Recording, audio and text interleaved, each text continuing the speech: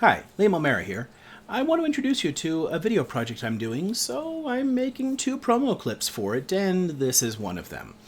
For those who followed me for a while, you may know that I'm a historian of ideas, and among my areas of expertise are political and economic systems, from socialism to fascism and capitalism. It has often struck me that ideological systems can become such hard-felt parts of a person's identity that they will kill and die for them as easily as for their own children. Needless to say, this part troubles me as a committed pacifist, and I have often looked for ways to diffuse tensions, to reach out to others, to inspire dialogue wherever possible, and find areas of common interest. Working with Melissa Bourbonnais, who self-identifies as a conservative, while I'm extremely progressive on social issues and leftist on economic ones, is an opportunity to reach past the divisive rhetoric and cheap tricks and tribalism and look for that common ground. It's motivated by an essential idealism which I've always felt deep in my soul. That idealism causes me to look askance at any demand that I set up barriers to other human beings, to any system that tells me to hate and fear another person. For thousands of years, people have gained and held power by exploiting such emotions. I prefer to see ideas and systems of control as my enemy, not other people. I'd like to see if this project could point a way forward for any others who wish they could talk to their neighbors but do not know how to overcome their differences to do it. If my arguments with Melissa can teach us anything, it's that mutual respect and tolerance can light the way to greater understanding. I'd like to end this clip by sharing an excerpt from a classic film, The Great Dictator. Charlie Chaplin used the film to lampoon the fascist governments of Europe and their racist lunacy, and the ending of the film is given over to a 4-minute speech which still touches my soul. Sadly, it was such an idealistic view of human progress that Chaplin was accused of being a communist and driven into exile in Europe. Love and tolerance are always subversive to power structures, it seems, and I can think of no better example of the way our fears can lead us to shut out voices which challenge us to be better. I'm including the clip here in hopes you'll see why it speaks to me and that its call to universal brotherhood is what we need to overcome our differences. I'm sorry, but I don't want to be an emperor. That's not my business. I don't want to rule or conquer anyone. I should like to help everyone if possible.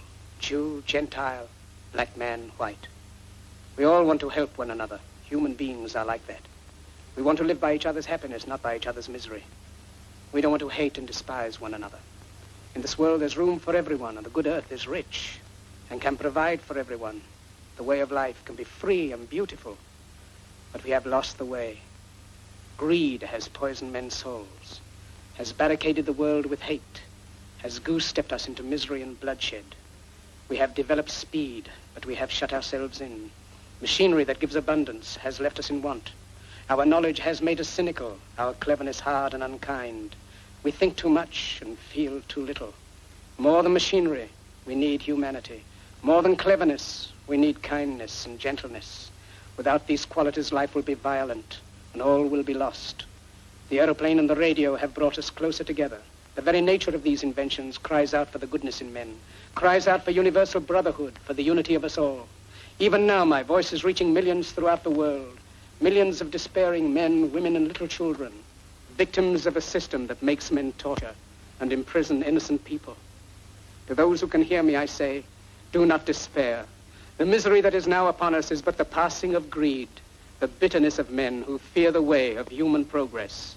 The hate of men will pass, and dictators die, and the power they took from the people will return to the people. And so long as men die, liberty will never perish. Soldiers, don't give yourselves to brutes. Men who despise you, enslave you, who regiment your lives, tell you what to do, what to think, and what to feel, who drill you, diet you, treat you like cattle, use you as cannon fodder. Don't give yourselves to these unnatural men with machine minds and machine hearts. You are not machines. You are not cattle. You are men. You have the love of humanity in your hearts. You don't hate, only the unloved hate, the unloved and the unnatural. Soldiers, Don't fight for slavery. Fight for liberty. In the 17th chapter of St. Luke it is written, the kingdom of God is within man, not one man nor a group of men, but in all men, in you. You, the people, have the power. The power to create machines, the power to create happiness. You, the people, have the power to make this life free and beautiful, to make this life a wonderful adventure. Then in the name of democracy, let us use that power. Let us all unite. Let us fight for a new world, a decent world, that will give men a chance to work, that will give youth a future and old age a security. By the promise of these things, brutes have risen to power, but they lie. They do not fulfill that promise. They never will. Dictators free themselves, but they enslave the people. Now let us fight to fulfill that promise. Let us fight to free the world, to do away with national barriers, to do away with greed, with hate and intolerance. Let us fight for a world of reason, a world where science and progress will lead to all men's happiness. Soldiers, in the name of democracy, let us all unite!